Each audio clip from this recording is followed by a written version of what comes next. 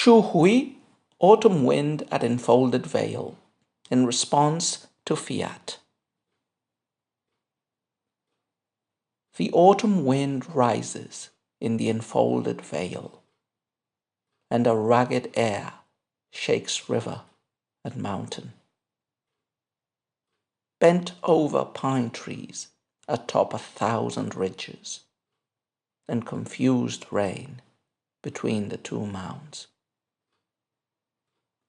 Lowering clouds turn the drawn-out gorge sad, as the setting sun brings gloom to the layered barrier. At just this time, a swirling, empurpled aura sanctions and confirms the perfected one's return. So, this is the first of a series of poems that we are going to read by the pen of Shu Hui. So let's start with some biographical information. She's a woman poet.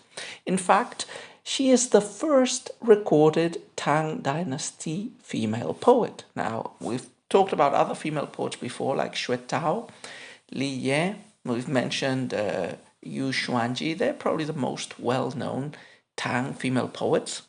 Paul W. Kroll, who is one of the doyens, one of the great figures of Tang, of the academic study of Tang dynasty poetry, has an article about the life and writings of Shu Hui, worthy consort at the early Tang court, in which he makes the rather surprising argument that some of the less known Tang poets are more important than the better known ones. So he mentions that more interesting than Xue Tao and Yu Xuanji are figures like Li Jie, which we've already read a few poems of.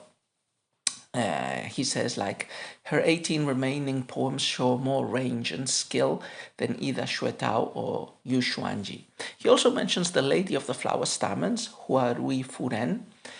I don't know if we'll read a poem of hers, because she's technically not a Tang poet. She lived in the mid-10th century, serving in the kingdom of later Shu, but still, her 157 heptametric quatrains have been included in the complete Tang poetry, the Chuang Tangxi, occupying a whole volume, Juan 798. Then the author speaks of poets that were more influential in their day, Shang Wanwane, which we've talked about, who was a courtier. And he mentions here, and he begins his article with saying that the first Tang poet, even though she hasn't been paid much attention by traditional literary history, is Shu Hui. So who is Shu Hui? Shu Hui lives from 627 to 650, so very, very short lifespans, 23 years. And she lives in the early Tang. The Tang dynasty is founded in 618, and she serves as one of the concubines, one of the couples of the second Tang emperor, Tang Taizong, who was arguably the most powerful, the most successful of all Tang emperors. So she's born to a scholar official, and during the Chengguan reign period, she becomes a concubine. Well, terminology is a bit complicated. The Tang emperor had a whole bureaucracy of palace ladies who served him. It's a distorted mirror of the civil service bureaucracy. So, like, there were different ranks and titles. During the time of Taizong, there would have been 6, 7, 8 ranks of palace ladies. In the first rank, you would have 5 subclasses, if you wish. The ladies, 5 furen, including the empress, then the precious consort, then the immaculate consort, then the virtuous consort, and then the worthy consort. In the second rank, you have 9 concubines, each again with its specific title. In the third rank, you would have 9 preferred helpmates with a generic title, Jeju. In the fourth rank, the lovely ones, 9 as well. In the fifth rank, gifted ones, Tsairen, also 9. In the sixth rank, consolers of the throng, 27 of them. In the 7th rank, Aurigal maidens, 27 of them, and in the last 8th rank, selected maidens, Zainu. So Shu Hui was part of this hierarchy, and she climbed to 2nd rank, level 8, replete of Mian, Chongrong, and posthumously she was granted an even higher promotion. She was a talented lady from a very early age. I mean, if she lived only until 23, you might imagine that she would have to have shown talent very early on. And this was really, really unusual. We've mentioned that women in the Tang were probably less restricted than in other historical periods, but they were still pretty restricted, and they were not expected to have literary education. But we're told that Shu Hui, when she was only 4 months, had started to speak. By the age of 3, she could recite the Analects and the Book of Odes. At age 7, she began composing her own poetry, schooled by her father. So quite a prodigy, yeah, and the only one probably of the women who have a biography in the Tang imperial histories. One of the women, that is imperial consorts or concubines, whose biography really puts the focus on her literary abilities. So in her day, it was not her age that would have excited admiration, but her gender, that is, a woman engaging in activities of brush and ink. Okay, so she doesn't have a lot of surviving poems. I think it's like four she poems, and then there is a fu, which, because it's a different genre, we're not going to take a look at, but we are going to see the she. So her poetry is very typical, inevitably, of early Tang poetry. We've talked about this before. Early Tang poetry is a period in which poetry still remains in the thraldom of the traditions of the 6 dynasties. Early Tang poetry is basically 6 dynasties poetry, aristocratic, court-centered, constrained by decorum, restricted to certain subject matters. The typical poetry of this period is court poetry of a type that is any cultured courtier is supposed to be able to compose them, so they're generally pieces that are pretty conventional and lacking in depth. But they're also meant to be composed impromptu at imperial command. And this poem that we've read is one of these poems composed at imperial command.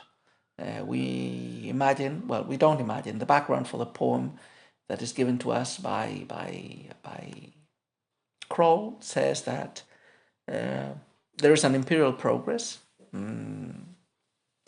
The emperor and his cortege is entering the Hangu Guang in Henan, which is this barrier of the Enfolded Vale, located between the 2 capitals, midway between Chang'an, the western capital of the Tang dynasty, and Luoyang, the eastern capital.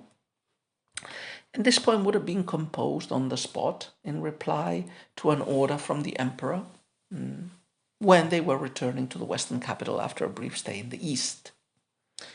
Sometimes these poems answer somebody else's poems and match their rhymes. It doesn't seem to be the case here.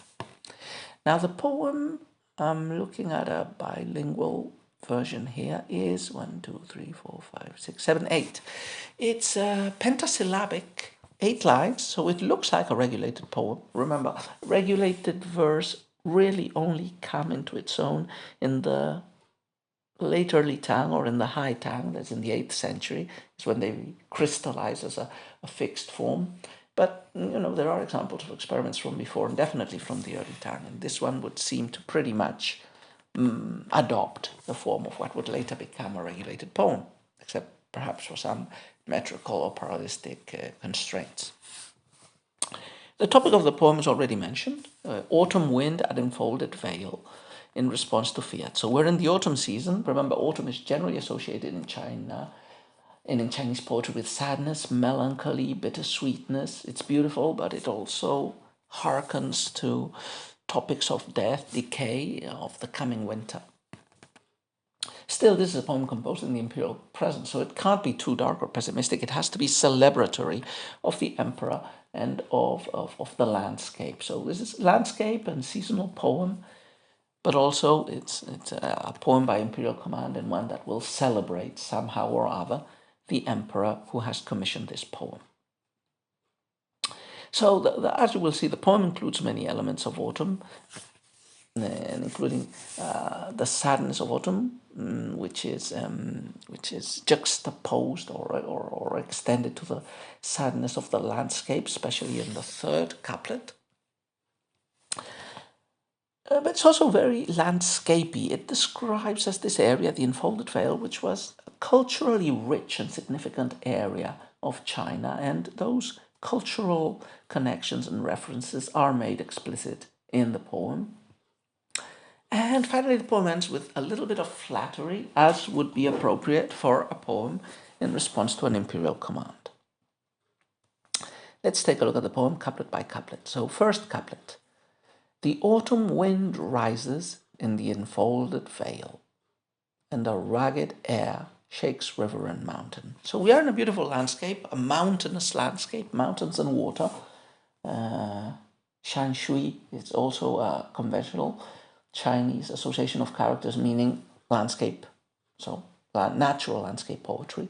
So we're in this beautiful landscape, the enfolded vale. The first line clearly, as very typical in lots of these Chinese poems, the first couplet tells us the chronotope, the time and the place. It's autumn, we're in the enfolded vale. What is happening? An autumn wind has arisen, and it's harsh wind. It's shaking the rivers and the mountains. So backdrop, the setting is given. The image of the autumn wind has resonances. It brings to mind the Song of the Great Wind, which was a poem composed impromptu by the first emperor of the Han dynasty, Liu Bang, some 5 centuries before the composition of this poem. No, more than 5 centuries, 6, 7, 8. Yeah, more like 6, it's 200 BC, more like 800 years before the composition of this poem by Xu Hui. 8 centuries. And it's a poem that the emperor composed, Liu Bang, when he returned to his village after having conquering the whole empire and feeling sad at melancholy at the prospect of the future. So already we get imperial resonances in the first couplet that is just describing this autumn wind arising in the enfolded vale. Second couplet. Bent over pine trees atop 1,000 ridges, and confused rain between the 2 mounts. So as usual, we get a telescopic focusing in the second couplet. The second couplet continues the first couplet. It has 2 parallel images. This feels like a parallelistic couplet, like bent over pine trees, confused rain, atop between 1,000 ridges, 2 mounts. So from the translation, it looks like a rigidly parallelistic couplet. And it focuses on the landscape. We got a general description of the wind shaking river and mountain. We see this more specifically zooming in now, like the pine trees bend, forced by this wind.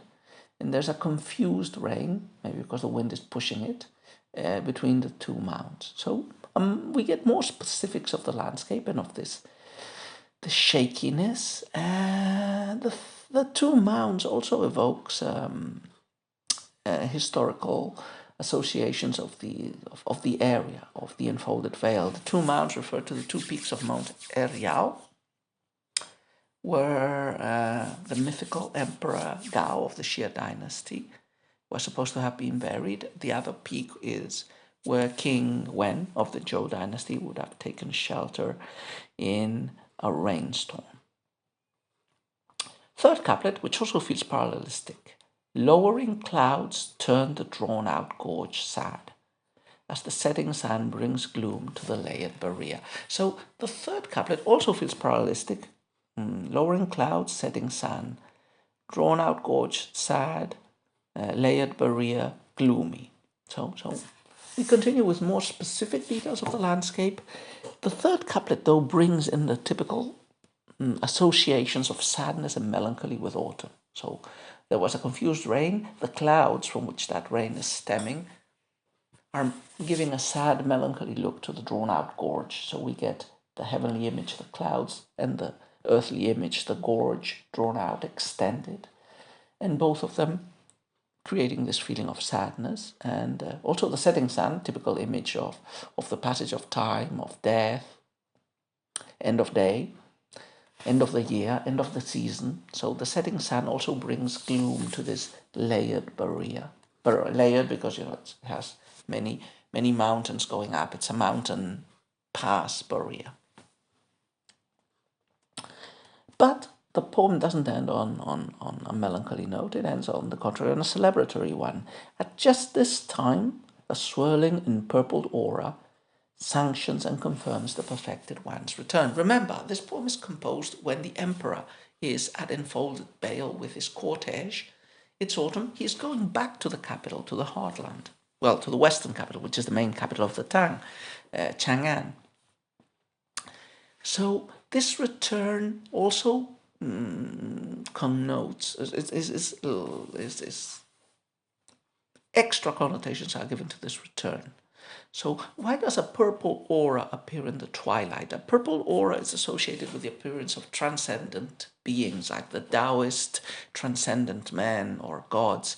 This area, the Hangu barrier, is associated with the Taoist sage Lao Tzu, who passed through this barrier when he was departing China, according to legends. And Lao Tzu is not only one of the founders of Taoism, he was assumed by the Tang dynasty to be an ancestor of the Tang dynasty. So the emperor himself is a descendant, or would be a descendant of Lao Tzu, and could be seen as a latter-day avatar of his divine ancestor, now returned again in the same aura that enveloped his ancestor a long time ago when he passed through here. The word that is used is the perfected one's return. The perfected one, or realized one, is the term that the Taoist school of the highest clarity, Shangqing, associated with transcendence, with those ethereal denizens of Taoist heavens, but also specifically with the deified Lao Tzu. So the poem ends with this little piece of flattery. The earthly son of heaven, an avatar of these transcendent Taoist godlike beings, is pushing through the rain and coming back into his capital again. So very nice piece of craftsmanship and flattery by Xu Hui.